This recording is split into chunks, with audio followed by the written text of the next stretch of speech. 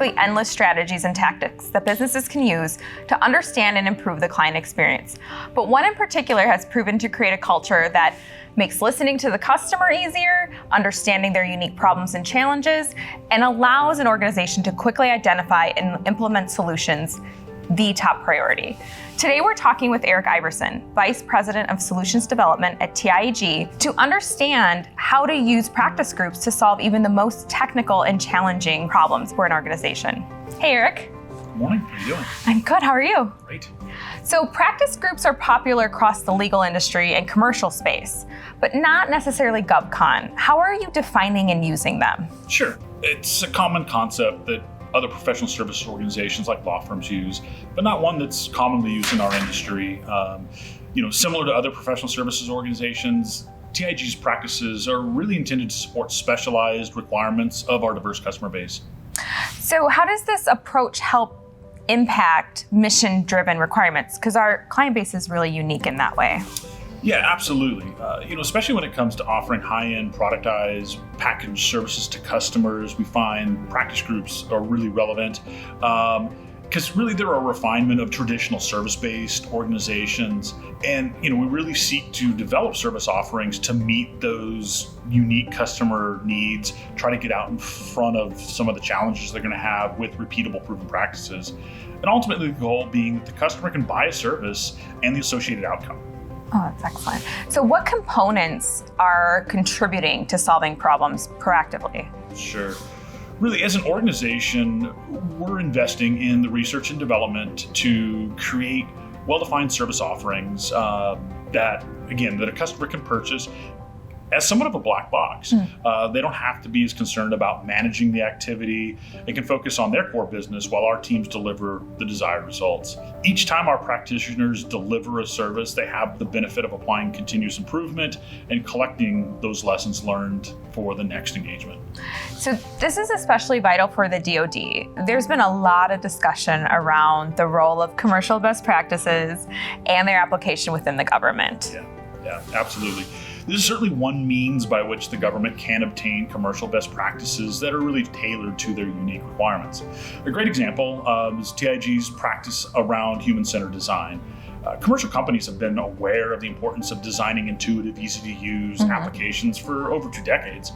Our human-centered design team has been applying these same techniques to help our DoD customers build easy-to-use applications for almost a decade. Wow. And this goes beyond just the value to the customer.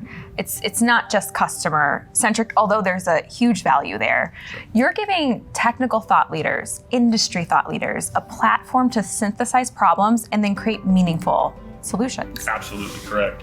An effective practice group and the associated practitioners are truly thought leaders who are chosen for their understanding of the current and future needs within their domain. It's a corporate investment to provide our practitioners with that environment, with that thought space, to identify emerging challenges for our customers and create those solutions that address those challenges in a cost-effective way. So give me some examples. Sure. So another area, often talked about is around cybersecurity. Cybersecurity threats are evolving at an alarming rate. No organization, regardless of their core mission, is immune to those threats. Really, until recently, threats connected to devices like industrial control systems have not garnered much attention.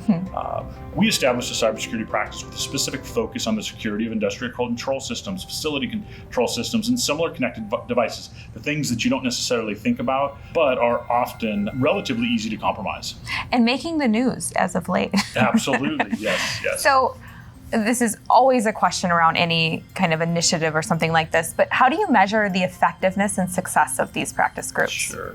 So certainly we could measure things like mind share that the practice leads are obtaining, but ultimately it comes down to whether we're actually helping our customers meet their mission objectives. Our existing customers seeking to utilize our services, our new customers seeking us out and seeing the value proposition that we offer. Do we become the de facto service provider for the future requirements within that area? Those are all really measurements of success. And highly measurable. Absolutely.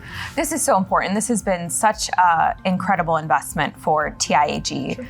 What are your final thoughts on the importance of practice groups? Sure. Really, increasingly, we're seeing government customers, they're seeking more than staff augmentation. They have specific challenges, require highly specialized expertise, and may not have the time, the skills, the resources to manage the execution of those efforts. Mm-hmm. They also want predictability around cost. Right. Being able to offer well-defined services with proven guaranteed outcomes allows them to focus on their core mission and us to help address those problems behind the scenes. Excellent. Well, thank you for being here today and sharing with us. This has been informative, and I love the innovation and how it's transforming not only what we do, but what we do for our customers too. Thank you very much. And thank you for spending a few minutes with us. For more trends and insights, subscribe now and join us next time for another episode of Tech Connect, Talks that Transform.